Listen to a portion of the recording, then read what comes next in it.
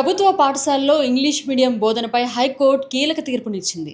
దీని గురించి మాట్లాడడానికి ఎమ్మెల్సీ చంద్రశేఖర్ రెడ్డి మనతో ఉన్నారు. ఆయనతో మాట్లాడదాం. సార్, ఈ తీర్పుని మీరు ఎలా చూస్తారు?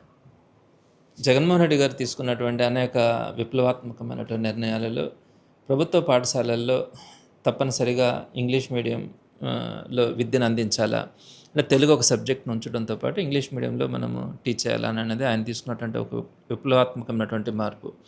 అయితే ఆ నిర్ణయం తీసుకున్నప్పుడు ఆ రోజు చంద్రబాబు నాయుడు గారు కానీ, లోకేష్ గారు కానీ, పవన్ కళ్యాణ్ గారు కానీ వీళ్ళందరూ కూడా, అంటే మంత్రులు, ఇప్పుడున్నటువంటి మంత్రులతో సహా అందరూ ఆ రోజు దాన్ని వ్యతిరేకించడం, మాతృభాషని కూనీ చేస్తూ ఉన్నారని మాట్లాడడం, ఇలా కోర్టుకి వెళ్ళడం, ఇలా అనేక విషయాలలో వీరు మాట్లాడినటువంటిది, ప్రవర్తించినటువంటిది తెలిసిందే.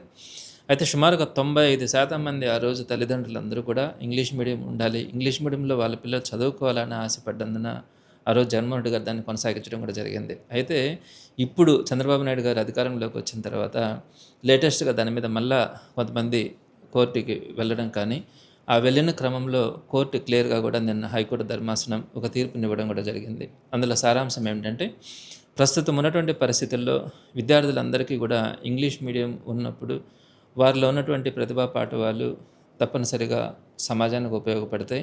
ఈ ప్రపంచంలో ఉన్నటువంటి కాంపిటీషన్తో వాళ్ళు పోటీ పడగలరు అన్న ఆలోచనతో నిన్న హైకోర్టు ధర్మాసనం దాన్ని సమర్థిస్తూ ఒక తీర్పునివ్వడం కూడా జరిగింది. దీన్ని బట్టే అందరికీ అర్థమవుతుంది, జగన్మోహన్ రెడ్డి గారు కానీ, ఆ రోజు రాజశేఖర రెడ్డి గారు కానీ విద్యలో తీసుకొచ్చినటువంటి విప్లవాత్మకమైన మార్పులు, ఒక విజన్ ఉండే ఒక లీడర్, ఒక ముందు చూపుతో తీసుకున్నటువంటి ఒక లీడర్ నిర్ణయాలుగా మనం ఈరోజు ఈ దేశం కానీ, రాష్ట్రంలో ఉన్నటువంటి ప్రతి ఒక్కరూ కూడా ఈరోజు గమనించినట్లయింది.